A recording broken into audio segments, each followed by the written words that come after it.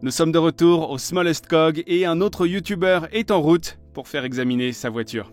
C'est l'un des favoris de la chaîne et un bon ami à moi et je crois que j'entends son moteur Straight Six arriver. Notre prochain invité au Cog est Jimmy Broadbent. Pour ceux d'entre vous qui n'ont pas encore vu ses vidéos, Jimmy a commencé comme YouTuber de sim racing et s'est récemment lancé dans les courses réelles ainsi que dans le contenu des voitures de performance japonaises. Nous avons déjà vu sa Skyline et son Impreza sur la chaîne, alors aujourd'hui c'est sa Supra Mark IV qui est à l'honneur. Jimmy, c'est un plaisir de te revoir sur la chaîne. Tu es connu dans le monde entier pour avoir vécu dans un hangar. As-tu acheté la Supra la plus sale du monde ? Je pense que oui, je pense que la maison me manquait un peu. Je me suis donc demandé si je pouvais conduire ma maison. Et c'est la Supra la moins chère que j'ai trouvée. Elle en a l'air en tout cas. C'est une forme emblématique, mais nous allons lui donner le traitement complet de Cog, te donner une note Cog. Hammond est à l'étage, si je pouvais avoir les clés ? Je suppose que oui. Et bonne chance avec Richard. Amuse-toi bien, Mike. Jimmy. Bonjour, comment ça va ? Bonjour, content de te voir. Content d'être là. Une poignée de main formelle ? Oui, voilà. Ravi de te voir. Bienvenue dans notre humble demeure. Bienvenue à Drive Tribe, niché ici au Smallest Cog. C'est un plaisir de te voir. Je suis vraiment heureux que tu sois venu. Mais en même temps, je ne veux pas être impoli. Je ne le suis pas. Ah bah merci. Je veux dire, tu es un grand ami de Drive Tribe. Tu as un visage familier. Mais, Jimmy, comment te dire ? Je ne te comprends pas. Je ne te comprends pas, toi et ta vie entière. C'est vrai. Parce que si tu y réfléchis, ton histoire est... J'ai quoi, 20 ans de plus que toi ? Mais pendant ces 20 ans, le monde entier a changé. Tout ce qui te concerne, ta carrière, tes aspirations, la voiture dans laquelle tu es arrivé aujourd'hui, oui, je suis antérieur à tout cela. Donc, tout le monde connaît ton histoire. Mais au cas où tout le monde ne la connaîtrait pas, tu as commencé par les jeux de simulation. Oui, en fait, j'ai commencé sur un simulateur quand j'avais... Quel âge j'avais déjà ? J'avais environ 20 ans quand j'ai commencé. Et je me suis acheté un petit volant, tu vois, avec des pédales. Et je suis parti de là. Oh mon Dieu! Travailler comme vendeur d'assurance, c'était assez ennuyeux. Il y a 20 ans, tu rentrais chez toi après avoir travaillé comme vendeur d'assurance. Ouais. Tu es stimulé et épanoui, et tu rentres chez tes parents. Oui, je vivais à la maison à l'époque parce que j'étais entre les deux, juste avant de partir à l'université. Et je me suis dit que j'allais le faire ici. Et... Par ailleurs, je comprends qu'il n'est pas forcément évident de s'établir dans sa propre maison de nos jours.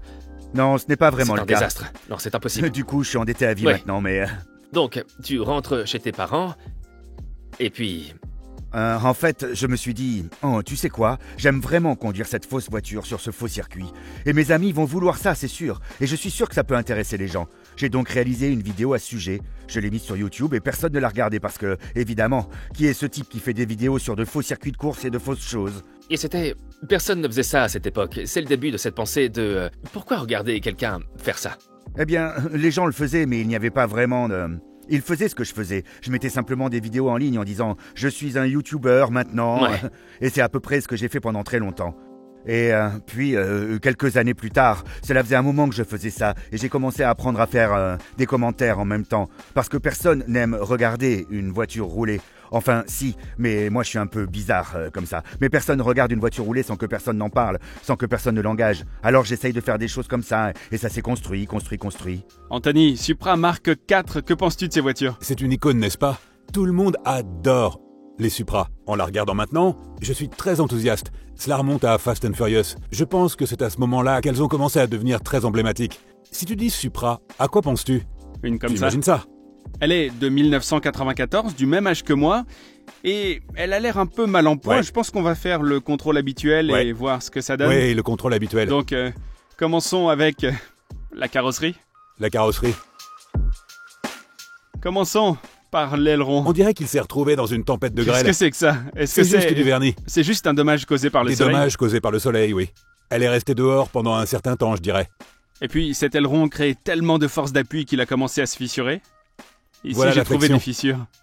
Ça doit faire quoi, 1000 kilos de force d'appui là-dessus? Et puis, il y a certainement eu un Ça a peu été de travail réparé, de oui. réparation. J'aime bien. C'est très joli. Ouais. Il a fait un bon travail. Mais ça a été fait avec du papier journal. C'est un vrai travail de papier journal, parce que tu vois ça ? Regarde. Je pense que c'est ce qu'ils ont essayé de réparer, mais ça a été mal fait. Ça, c'est... Qu'est-ce que c'est? Comment c'est arrivé? Quelque chose a heurté le dessus de la voiture, a craquelé la peinture et ça a rouillé. Une enclume est tombée du ciel et a heurté ses miroirs. Comment c'est possible?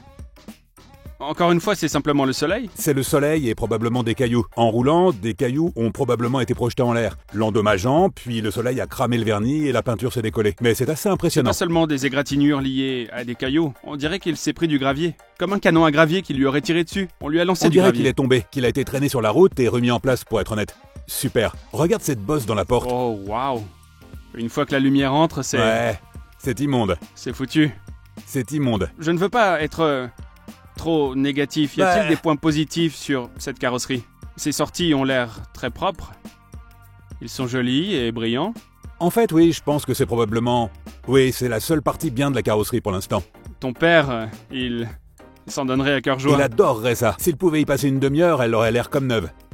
Peut-être qu'après, on devrait le faire travailler dessus. Oui, qu'il s'occupe de la remettre en état. On dirait qu'elle a fait pas mal de pistes. Je pense que c'est un piège à gravier. La grille n'est pas attachée. Oh oui, elle est attachée avec des serre-câbles. C'était probablement le cas à un moment. Oui, c'est un serre-câble. Les fameux serre-câbles. Je vais te dire, je n'ai pas vu de voiture aussi mal peinte depuis longtemps. Les essuie-glaces sont décolorés. Je pense que c'est la pire partie. Jimmy m'a expliqué ça parce que je lui ai demandé quand il est arrivé. Le vieil homme qui possédait cette voiture avait l'habitude de mettre ses courses sur le Oh. toit. Donc c'est à Ouais. cause de son shopping. Il a fait du shopping alors. Et qu'est-ce qu'il achetait? Je ne sais pas. Du papier de verre? J'allais dire que ça ressemble à du papier de On verre. dirait un vendeur de papier de verre. Ce ne sont pas des bouteilles de jus de Ce fruits. n'est pas bon. Une rayure sur tout le côté. Ah oui, c'est vrai. C'est le propriétaire d'une Skyline qui vient de faire ça. C'est de la jalousie. Ce type possédait une Skyline R32 et pensait que cette Supra était... Un sac à merde. Je vais être honnête avec toi. Il n'y a pas un seul bon panneau sur cette voiture. Je n'arrive pas à trouver un seul bon Je panneau. suppose que ça signifie qu'elle est assortie d'une manière bizarre et merdique. Encore une fois, le propriétaire de la Skyline est revenu pour une seconde. Regarde-moi C'est ça. vicieux. Oh, je vois à quel point rien ne va Qu'est-ce maintenant. que... C'est peut-être une... Ça ressemble à une 300ZX, celle-là? Oui, c'est de la vraie haine. C'est vraiment profond. Oh...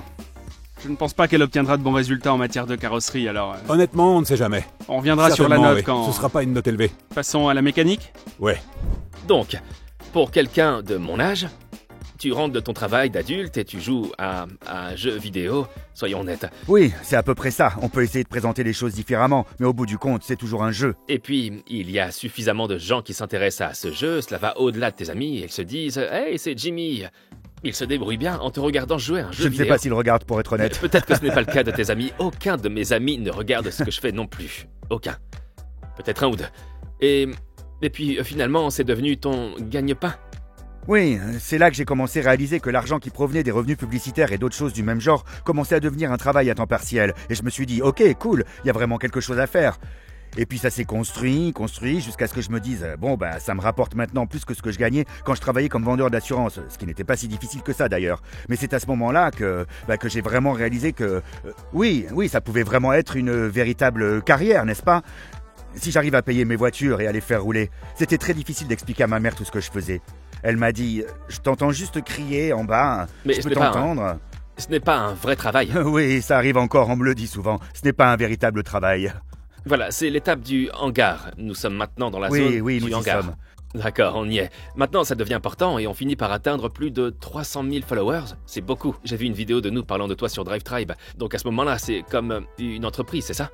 Oui, c'est à ce moment-là que Mike est venu voir la Skyline. J'adore cette vidéo parce que, premièrement, elle a eu un succès inattendu et je ne pensais pas que les gens seraient intéressés par l'histoire. Et deuxièmement, c'est bien de montrer la voiture et j'aimais bien montrer les voitures. Mais cela a été un tournant. Tu as réussi à transformer un hobby en travail. Bravo. C'est bien. Ensuite, on revient au monde réel analogique dans lequel je me déplace. De deux façons. Premièrement, tu l'as transformé, tu fais des courses pour de vrai maintenant. Pas pour de vrai, je sais pas, est-ce que je devrais dire pour de Non, vrai? je le dis aussi. Ah Le oui terme que j'ai entendu est Full Metal Racing. comparé à Virtual Racing. Je crois que je vais être malade. C'est pas si mal, non? C'est ce qu'ils disent? Oui, c'est un peu ça, mais bon... Vous faites du Full Metal Racing. C'est juste sale, huileux et horrible. Vraiment? C'est ce que dit Heidi. C'est pas ce que tu dis, si?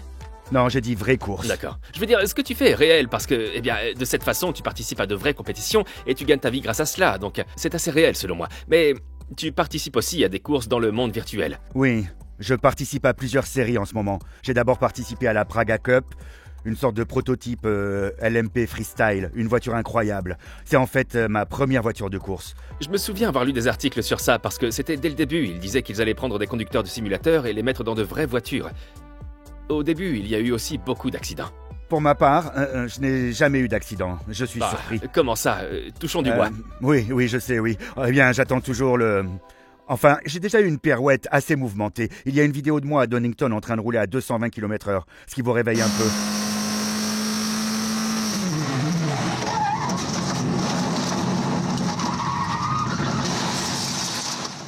Ouais, en fait, Ouais, c'est juste un accident des débutants. Un accident normal. Mais à part ça, je pense que la conscience de l'espace qui vient de la simulation de course s'est assez bien transférée à la réalité. Je suis toujours conscient lorsqu'un gars est sur le point de me dépasser et je me tourne un peu pour l'éviter donc... Mais tout se passe bien, nous avons gagné nos 2 dernières courses. Enfin techniquement une seule, mais nous en avons gagné une sur 2 sur la route. D'accord. Comment se présente le dessous de la voiture? C'est bien de voir le carter ventral d'origine. C'est bien parce qu'en général, ils disparaissent et sont arrachés. Enfin, elle a l'air d'avoir 28 ans. Elle a l'air d'avoir son âge. Et elle montre son âge en fait. Mais c'est seulement... Mais regarde ça, ça commence à rouiller. Ouais. C'est sur le point de rendre le l'âme. câble est resté sur le pot d'échappement. Ça n'aide pas. Tu penses que c'est pour quoi faire? On dirait une sonde lambda, non? Tu viens de défaire ça un peu plus. Oui, je sais. Ça touche le pot d'échappement. C'est pas assez serré. Ça a l'air bien humide. Il est assez rare qu'une voiture Jag perde de l'huile. Je crois que j'ai vu dans une des vidéos de Jimmy. Je pense que c'est un cache culbuteur, mais il est en train de descendre. Oui. Il n'y a pas de quoi s'inquiéter. C'est facile à réparer. Oui, c'est pas trop grave.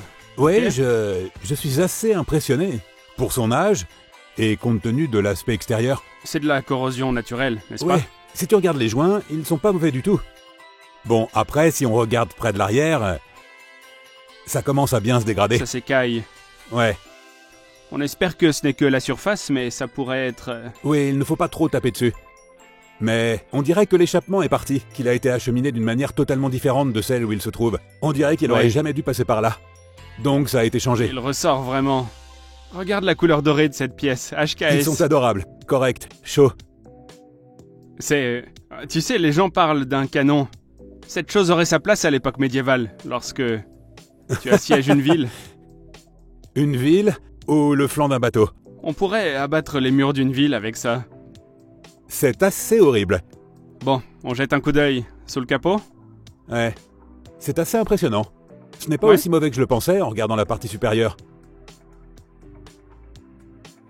Anthony, tout d'abord, pas de turbo. Je cherchais littéralement un turbo. J'étais là, où est le turbo? Parce que ce n'est même pas drôle. Si tu as une Supra, je peux avoir un turbo, à mes yeux. Bon, c'est toujours un 3 litres de JZ, Ouais. mais Ouais, il a une ouais. puissance de 210, 220 chevaux, je crois. Je sais, mais je ne rigole même pas quand on a une Supra. Il faut avoir le turbo. Connaissant Jimmy, je suis sûr que le turbo va être C'est installé. une bonne nouvelle parce qu'on ne peut pas se contenter d'un moteur normal. Même si j'adore les voitures à aspiration normale, Oui. une Supra doit avoir un turbo. Prenons les choses telles qu'elles sont, continuons Ouais. notre évaluation mécanique. Que Ouais. penses-tu de ce qui se trouve sous le capot? Le bon vieux Cayenne. Ouais. Il faut en avoir un.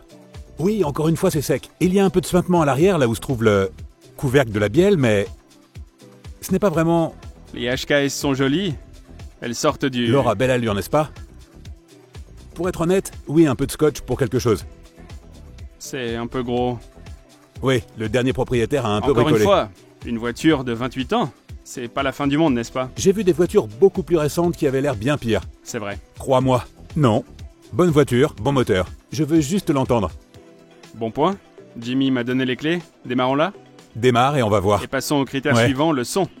Il y a un moment de ta vie qui m'intéresse vraiment. C'est que tu as des courses de simulateur, une carrière, ce que tu as construit. C'est une entreprise. Je veux dire, c'est une carrière. Ce que tu as construit à partir de ça, on te propose d'être pilote dans le monde virtuel, et tout cela mène à un moment où, pour la première fois de ta vie, tu te retrouves dans une vraie voiture de course.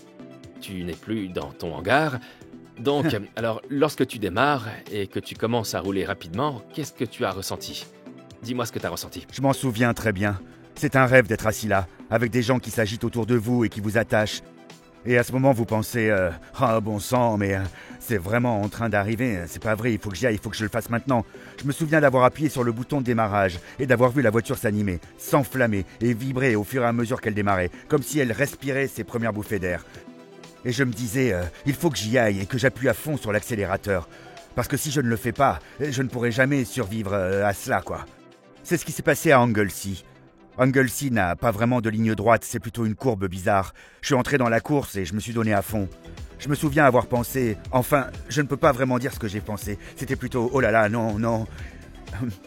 Et puis à la fin, je me suis dit, oh d'accord, je sais maintenant ce que l'on ressent. C'était Jusqu'à cool. ce moment-là, quel était ton niveau en matière de conduite? Je crois que avant ça, j'avais participé à une seule course de MX5. Tu étais donc, si on peut dire ainsi, un conducteur ordinaire dans le monde analogique. Oui, à l'époque, je l'avoue, j'ai perdu un peu de poids pour pouvoir monter dans la voiture. Parce que vous vous retrouvez dans la peau d'un gamer qui monte dans une voiture de course et tous ces pilotes de course qui vous disent « fais ci, fais ça, fais ça ». Alors là, tu soulèves un bon point, parce que le monde des voitures de course dans le monde analogique, par rapport à vos machines de jeux fantaisistes, c'est somme toute un peu plus physique. Oui, un peu. Je veux dire, l'une des choses les plus importantes pour moi est bien sûr le coup. Parce que ça peut tirer sur le coup autour de 3G dans certains virages. Ouais, tout à fait. Et ça peut être difficile quand on n'a pas d'entraînement au niveau du coup. Enfin, tu vois ce que je veux dire. Tu as conduit des véhicules en général, assez la tête en rapides. bas, ça ne compte pas. C'est différent. Enfin, en restant sur les 4 pneus, le coup peut être vite blessé. Et pour moi, c'était... j'ai conduit Silverstone lors d'une course. Je me souviens d'avoir passé le virage de vallée, celui de la dernière ligne droite. Et à la fin de la course, pop, mon cou s'est écrasé sur l'appui-tête. Je n'arrivais plus à garder la tête droite. Et il y avait une grosse marque sur mon casque, là où il avait été raflé. Je suppose que tu connais tous les circuits. C'était un avantage. Ne dis pas ça avec ce sourire. C'est un avantage monumental. Je veux dire, j'ai parlé d'Anglesey tout à l'heure. Les gens n'y vont vraiment que pour faire des tests, donc je n'avais aucune idée de ce à quoi ça ressemblait. J'ai téléchargé la version du simulateur et je l'ai fait tourner pendant 2 heures, et je connaissais le circuit. Est-ce que ton expérience sur la piste est en train de former ton expérience dans le simulateur? Est-ce que tu es capable de voir des choses? Est-ce qu'il transporte dans le jeu des choses comme les courbures que l'on ne peut pas vraiment lire sur un écran 2D? Oui, tout est là, effectivement. Mais il faut le savoir que c'est là. Ça t'a rendu meilleur dans le simulateur? Je dirais que c'est le cas pour 2 raisons. La première est de savoir où se trouvent les courbures, parce qu'Alton Park est un exemple excellent. Tous les virages sont comme ça, mais on ne s'en rend pas compte tant qu'on ne les a pas parcourus. Et il faut être aussi un peu plus décisif dans ce que vous faites. Parce que dans les vraies courses, si vous faites du surplace autour de quelqu'un, ils ne vont pas vous voir et vous allez vous écraser, c'est horrible. Les gens vous détestent. C'est aussi le cas en simulation de course. Si vous foncez sur les gens et que vous leur faites savoir que vous êtes là, ils vont s'écarter de votre chemin. C'est ce qu'il faut faire, être plus agressif et placer la voiture à certains endroits. Donc les deux types de courses s'influencent mutuellement. L'une aide l'autre. Oui, je pense qu'ils vont de pair. Je commence à comprendre. Et c'est toujours... As-tu déjà essayé la simulation de course? Ouais, Ah oui? on n'a pas besoin de parler. Non. C'est très bien. Hmm. Ouais, c'est un peu comme... Pour être honnête, j'ai essayé une fois de conduire une voiture de F1. Et pendant le trajet, je me disais, je pense qu'il pourrait repérer quelque chose d'un peu spécial. Ouais.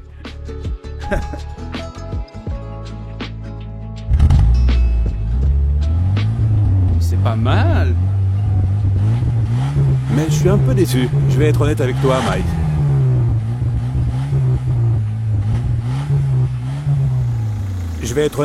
Mike. Qu'en penses-tu? C'est pas mal, mais il manque ce petit côté turbo. Oui, c'est vrai. Oui, Il y a de la puissance. mais c'est si bruyant. C'est juste bizarre. C'est juste trop bruyant. Tu vois ce que je veux dire? Le son n'est pas mauvais. Ce n'est pas mal, mais pour moi, le pot d'échappement devrait être un peu plus petit. On attend aussi le... Zzz, pop, ce n'est pas... Et c'est comme... C'est bien, mais c'est juste... Il manque cet élément, Ouais. ce petit... Quel son? C'est ça. C'est tout ce qui manque. C'est presque comme un cheval, non? C'est ça, c'est tout ce qui manque. Il manque juste ce petit plus. D'accord, ok, passons à l'intérieur. Les intérieurs des années 90 et du début des années 2000 ont quelque chose de particulier, non? Oui, le vieux tableau de bord de Toyota. C'est comme lorsque mon père avait une MR2. Ils se ressemblent tous, c'est le même type de matériau, mais... C'est un vrai cockpit aussi. Oui, c'est un peu de ce côté. Je ne vois rien. Tout est tourné vers toi. Ouais, j'adore Tout est ça. fait pour le conducteur. Le volant, bon, c'est évidemment pas standard, Je sais. mais ça correspond à l'ambiance Pour de la le moment, voiture. oui. C'est bien que ce soit une manuelle, bien que elle soit un peu Pour défraîchie. être honnête, c'est une bonne chose pour une Supra. Parce que Ouais, beaucoup d'entre elles sont pourries. horribles. Horribles. Absolument. Mais la doubleur du toit est en bon état. Les Ouais, sièges c'est sont vrai. en bon état. Ils ont juste besoin d'être J'ai oublié nettoyés. que la Supra est aussi une 2+2, donc on peut mettre de très jeunes enfants à l'arrière. Oui, très petit. Mais En général, elle est en bon état. il y a une chose, Anthony. Quoi? C'est une sonnette d'entrée? C'est la sonnette de quelqu'un d'autre? Je sais pas, appuie là-dessus et dis-moi ce que c'est. Pas besoin de me le dire. C'est le klaxon. L'ancien propriétaire a pris la sonnette de sa propre maison. Tu sais quoi? Ça passe parce qu'il y a une sorte de carré de plastique noir, un carré de plastique noir, J'adore sonnette. ça. Est-ce que le vrai klaxon fonctionne? Non. Donc c'est ça. Ok, Oh, je vois ce qu'ils ont tenté C'est une ici. fonction de premier ordre. J'adore ça. Tu aimes ça? C'est drôle. Je sais pas si c'est la pire ou la meilleure partie de la voiture. Je suppose que c'est un peu les deux, n'est-ce pas? Oui, ça se fond un peu dans le tableau de bord aussi. Oui, exactement, c'est ce que je dis, ça colle un peu. C'est fou. D'accord, bon ben, ouais, Ouais. c'est probablement la meilleure partie de la voiture, jusqu'à Je pense présent. que l'intérieur montre mieux le kilométrage que l'extérieur. Bien sûr. Le Oui, kilométrage absolument. est faible. Je pense que l'intérieur a montré un bien meilleur exemple. Oui, qu'a dit Jimmy, 85 Elle a 000 fait km. 85 000 km. Waouh, elle a à peine roulé. L'intérieur montre qu'elle a fait 85 000 km, mais l'extérieur dit qu'elle en a fait 185 000. Bon, je pense qu'en général, elle va obtenir une bonne note Ouais. ici. La dernière chose, c'est le côté cool. Sortons et jetons un coup d'œil. Oui, je pense qu'il faut aller chercher dehors, on en discutera. L'autre chose que je ne comprends pas dans ta vie, c'est ce que je veux dire par là, je ne comprends pas, je ne sais pas comment tu es Jimmy Broadbent, parce que je ne comprends pas ton monde. La douleur constante. Et en ce qui concerne les voitures, tu as commencé à les collectionner parce que Hmm. ton travail t'a rendu riche. Tu as commencé à collectionner et tu aimes les voitures japonaises, c'est ça? Oui, bien sûr. Comme beaucoup de gens de ma génération, j'ai grandi avec Gran Turismo et Gran Turismo 1, G2. Et je dois dire que j'ai joué à ces jeux vraiment à fond. Et je suis tombé amoureux de toutes ces icônes JGM des années 90. Donc, sur l'une des voitures que j'ai conduites ici aujourd'hui, la Supra, qui est... C'est ce qui m'a surpris, tu as débarqué avec et je ne veux pas être grossier à propos de la voiture d'un autre, mais mon Dieu, c'est un hangar. C'est un hangar, oui. Tu as débarqué dans cette voiture et elle m'est familière. Je me souviens d'elles quand elles étaient neuves. Je me souviens de les avoir conduites, de les avoir testées, comme si j'avais fait le film sur elles, ce que j'aurais probablement fait. Mais elles étaient bien. Mais elles ne me faisaient pas vibrer. Hmm. Ouais, et toi quand tu arrivais avec, tous les gars de HMS Engineering à côté, qui ne viennent jamais voir quoi que ce soit, et tu peux imaginer le nombre de voitures différentes qui entrent ici. Mais ça... Enfin, tu les as vus, ils sont venus te parler, ils se sont tous alignés. Et bon sang, ils sont désespérés de voir ça. Pour manifestement remuer quelque chose, j'essaie d'analyser ce que c'est parce que cela a provoqué la même réaction chez eux. Comme l'aurait fait pour moi une 911 des années 1980. Hmm. Si quelqu'un Ouais. arrivait avec une 911 turbo des années 80, je dirais oui, ça c'est Oh pour mon moi. Dieu. Ouais, c'est pour moi. C'est vraiment une de ces voitures que je considère comme emblématique. Cela semble un peu trop exagéré, mais tout le monde sait ce qu'est une Supra quand on la voit. Je pense qu'avec une voiture comme celle-là, ce n'est pas exclusivement une question d'ingénierie et de performance. Il s'agit inévitablement de la connexion. Et de l'époque où elle a vraiment bouleversé votre monde, où elle représentait une dépense et une aspiration incomparable. Et c'est ce truc. Oui, je pense aussi. Si vous aimez les intérieurs terribles et le plastique, les voitures qu'on appelle toutes les voitures japonaises sont à peu près partout autour de nous. Pour moi, la règle que je me suis fixée, c'est est-ce que je me retourne pour la regarder dans le parking? Et avec ça, à chaque fois, je me dis, la voilà. Comment tu te sens quand tu as payé ton carburant et que tu retournes à la voiture et que tu dis « Oh, c'est à moi !» Parce que 9 fois sur 10, quelqu'un dit c'est à vous et veut en parler. Ou alors quelqu'un est gêné de l'apparence du véhicule. Ouais, tout à fait. Voyons un peu ce qu'il en est de ta voiture aujourd'hui, parce que tu as collectionné de sacrées... Enfin, tu as de bonnes voitures. Tu peux les passer rapidement sans toutes les lister. C'est juste ennuyeux, tu sais. J'ai dû tout Oui, vendre pour acheter j'ai ça. vu ça en fait. Je suis vraiment désolé. Alors, quelles sont tes voitures principales? Ce sera la R42 GTR, la Skyline. Ouais. J'adore ce truc. Ouais, elle est pas mal. Il y a une Impreza GC8 parce que j'adore les Impreza. Ouais, normal. C'est J'ai la besoin loi de qui faire t'y du oblige. bruit. Tu es obligé. C'est la loi qui t'y oblige. Deux MX5. L'une d'entre elles est équipée d'un moteur à combustion interne et elle fait environ 180 chevaux, ce qui est vraiment bien. Elle sonne bien. L'autre est une bête de compétition qui a un SR20 et fait environ 600 chevaux. C'est stupide. Voiture stupide. Qu'est-ce qu'il y a d'autre? DYRS. Le problème avec toutes ces voitures, c'est qu'elles sont toutes parfaites et impeccables. Je veux dire, ce sont de bonnes voitures, ce sont des modèles Oui, d'exposition. la plupart. Alors pourquoi tu en as acheté une de merde? Pour deux raisons. On est à court d'argent et une belle voiture en parfait état coûte environ 40 000 $. Mon Dieu! Oui, pour une Supra Une Twin Supra. Turbo. Supra. Et ce n'est pas une belle voiture. Elle ne l'est pas, n'est-ce pas? C'est ce que j'appelle une voiture d'occasion. Ruinée, Ruinée, oui, c'est ça. épuisée, flagellée. C'est un cheval mort.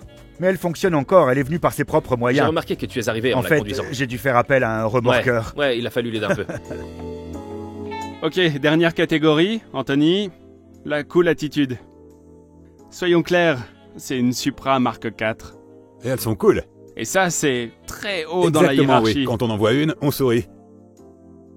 Je pense que la principale décision à prendre avec cette voiture est de savoir si son état de dégradation la rend plus cool ou si elle l'entrave. Parce que beaucoup de ces voitures sont Oui, des oui. voitures d'exposition. Des voitures d'exposition. Alors, est-ce que ça la rend plus cool? C'est plus original. C'est dur. C'est très dur. Qu'est-ce que tu penses de celle-ci? Je sais quelque chose qui aidera à prendre la décision de rendre cette voiture encore plus cool. Donne-moi 2 secondes.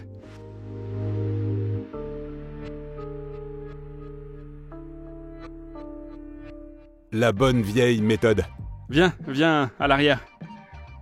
Dis-moi que cet aileron, avec ce pot Et cette d'échappement antenne.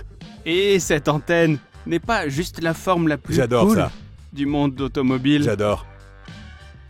Qu'est-ce qu'on en pense? C'est difficile. En fait, commençons par le début. Ouais. Notons cette voiture. Allez, faisons-le. Ok, commençons par la carrosserie. Je te confie cette partie, tu es le C'est spécialiste. assez médiocre. Sur 10, Personnellement, 2. C'est l'une des pires que j'ai vues. elle doit être en bas de l'échelle, oui. Je C'est veux assez dire, pauvre. si 1 est la pire voiture possible en termes de carrosserie et que 10 est une voiture de collection. C'est la suivante. Ok, donc un 2 pour la C'est carrosserie. plutôt mauvais. C'est pas un très bon début. Non.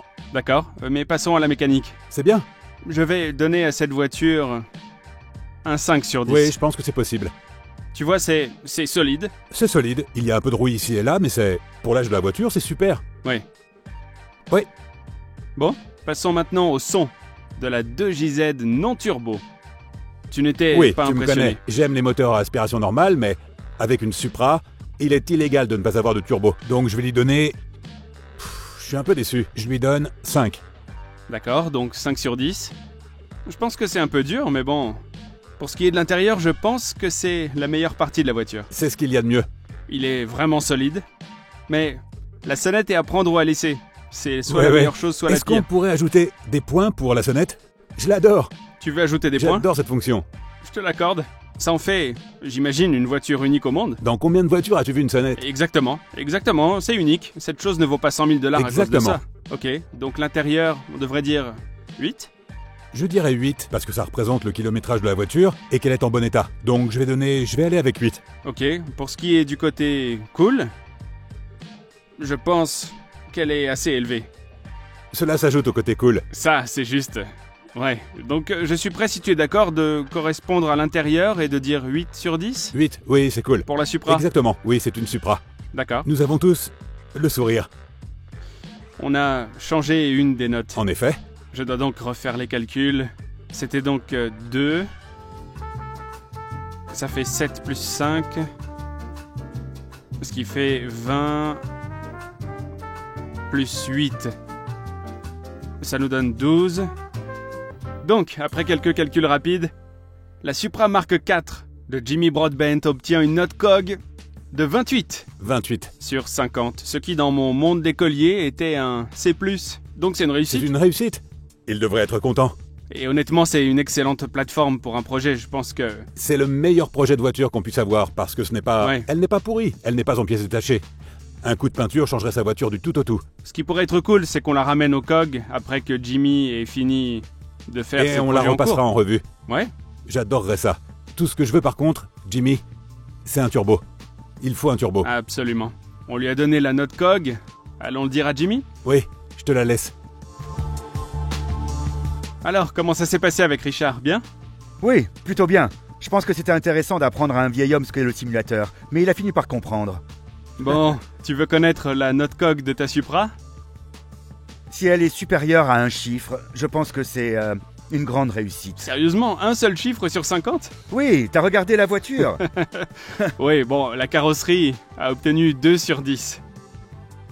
Donc ça veut dire que c'est pas le pire, mais c'est plutôt mauvais. Ce n'est pas si grave, pour moi il s'agit d'un gain de points adaptatif. C'est quelque chose qui ne se répercute pas sur le circuit. Donc c'est rapide. D'accord, bon, j'enlève le pansement. Pour ta Supra Mark IV, j'ai un score de 28 sur 50. C'est Donc bon. C'est bon. Je vais passer en revue les notes. Donc, comme je l'ai dit, 2 pour la carrosserie. D'accord, 5 sur 10 pour la mécanique, parce que elle a 28 ans. ça marche. 5 sur 10 pour le son, parce qu'il n'y a pas de turbo. J'ai mis le canon. C'est juste que je ne peux pas, je n'ai jamais vu un échappement de cette taille. Mais ensuite, la voiture a gagné des points 8 sur 10 pour l'intérieur. Je pense que tu seras d'accord pour dire qu'il y a Ouais. quelque chose avec les plastiques japonais. Tout en plastique, mais il y a un peu de qualité là-dedans. Je pense que le truc c'est qu'elle n'a que 85 000 km au Ouais, compteur. c'est ça. C'est ce qui lui fait défaut, le reste, pas tant que ça. Et bien sûr, la sonnette en fait un objet unique. Avant cela, c'était 4 sur Double 10. turbo, simple turbo, peu importe. La sonnette. Sonnette. Sacrée sonnette. Et puis, le côté cool, on s'est mis d'accord sur 8 sur 10 parce que c'est une Supra Mark IV. Je pense que les éraflures n'ont pas d'importance. C'est toujours une Supra. Donc, techniquement, c'est la plus mauvaise note COG que nous ayons jamais eue, mais c'est note à 2 chiffres, donc je me sentirais pas trop découragé. Ok, mon objectif était de venir ici et d'obtenir le pire score. J'y suis donc parvenu et je suis heureux. Mission accomplie. Dino, quels sont tes projets avec cette voiture? Quelle est la prochaine étape? Je pense qu'il va falloir la construire petit à petit. C'est censé être une voiture de course route. Alors, je vais probablement chercher à la renforcer un peu, à nettoyer une partie du dessous, à remplacer tout ce qui est en mauvais état. Tu sais, les coussinets, les choses comme ça. La rendre mécaniquement à 10. D'accord. Et puis, améliorer tout le reste à partir Ok, de là. donc on pourrait peut-être partager une journée dans le futur, lorsque tu seras prêt? Tu seras en train de paniquer avec ces nouveaux miroirs pendant que je fracasse la sonnette de la porte. Quoi qu'il en soit, je te rends tes clés. Merci de l'avoir beaucoup. apporté au COG. t'en Rentre bien prie. et peut-être qu'on la reverra ici quand elle sera brillante et finie. Croisons les doigts. Cool. Merci Jimmy. Merci. C'était la deuxième fois que nous essayons de réaliser une de ces vidéos sur la voiture d'un youtubeur, mais j'aimerais que vous me disiez si vous aimez cette configuration. Et si c'est le cas, qui devrions-nous nommer au COG pour nos prochaines vidéos? Quel youtubeur, quel influenceur ou quelle personne du monde de l'automobile devrions-nous faire venir au COG pour évaluer sa voiture? Dites-le nous dans les commentaires ci-dessous. C'était Mike, et n'oubliez pas de vous abonner à Drive Tribe.